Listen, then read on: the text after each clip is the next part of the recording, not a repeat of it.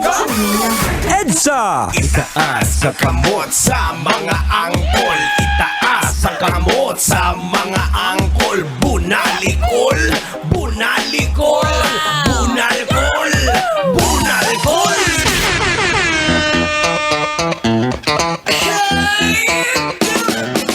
Hey, check your love video TikToks. It is now 31 minutes makalipas sa oras ng alas 8 ng gabi.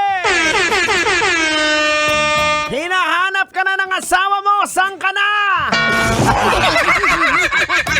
Kanina pa ang out mo alas 5, ba't di ka pa nakauwi sa bahay nyo? Tapos kagad. Sigurado, pag uwi mo ng bahay, yung damit mo nasa labas na.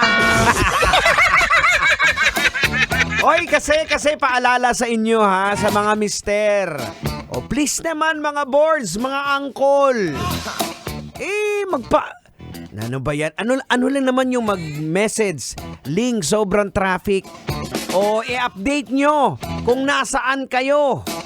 Diba, hindi yung mga misis ninyo nag-aalala anong oras na, wala pa rin kayo. Tapos pag uwi mo sa bahay, amoy alak ka. Huwag ganon, Brad. Huwag ganon. Bad yan. Ay, naku mga kabisyo. Eto, pag-usapan na lang po natin to.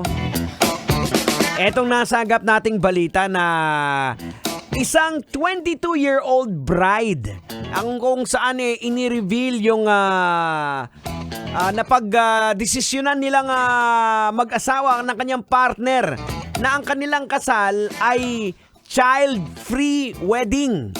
Ibig sabihin, bawal po umattend sa kanilang wedding yung under 21 years old. So, maraming nagreklamo, nagkaroon ng backlash. Oo, hindi bakla backlash. Tang! Logican na natin to para magkaunawaan tayo. Ay, sige, panatan mo na, logican mo na yan.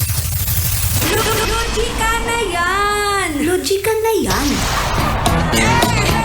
Alright mga kabisyo, logican na natin to. Anong leksyon ang ating mapupulot? Anong aral ang ating madadampot?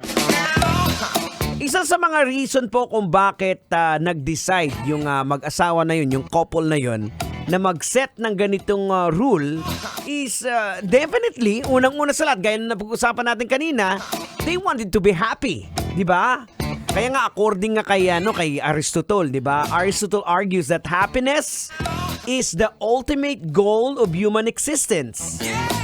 People want to be wealthy, gusto nila maging mayaman, gusto nilang maging famous, gusto nilang maging powerful, only because of these things they believe will lead them to happiness. Kaya nila ginagawa yung mga ganitong bagay.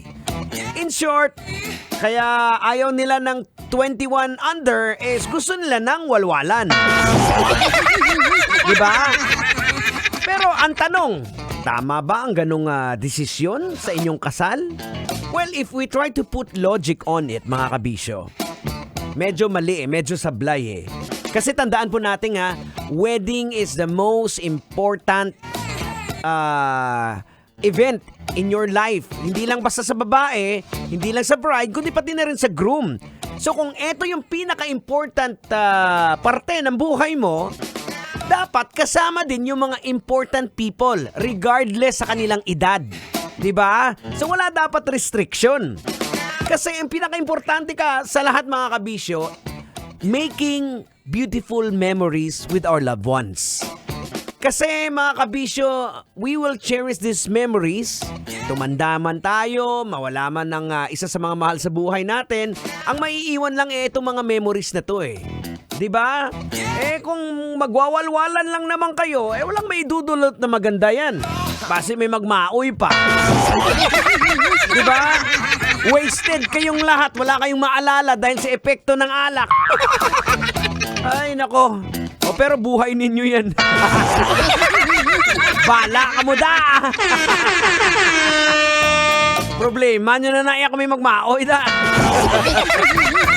Ay, nako mga kabisyo, ang bilis ng oras. Tayo po ay magpapaalam na. It is now 35 after 8. Maraming salamat. Sana nag-enjoy kayo. Sana walang inantok sa programa natin. Ewan ko lang kung may inaantok pa sa programa natin. Ingay-ingay natin tang, di ba? Ay, sinabi mo pa, yung bunganga mo, masakit sa tinga, may magkatulog pa. Sobra ka naman tan. Anyway mga kabisyon, tabayan, ang susunod na po. Uncle Totoy ba to? Alas 9 na. Totoy na. Living you with a song from Jose Marichan with a perfect Christmas. Today is December 1st, 2023. My idea of a perfect Sasakyan si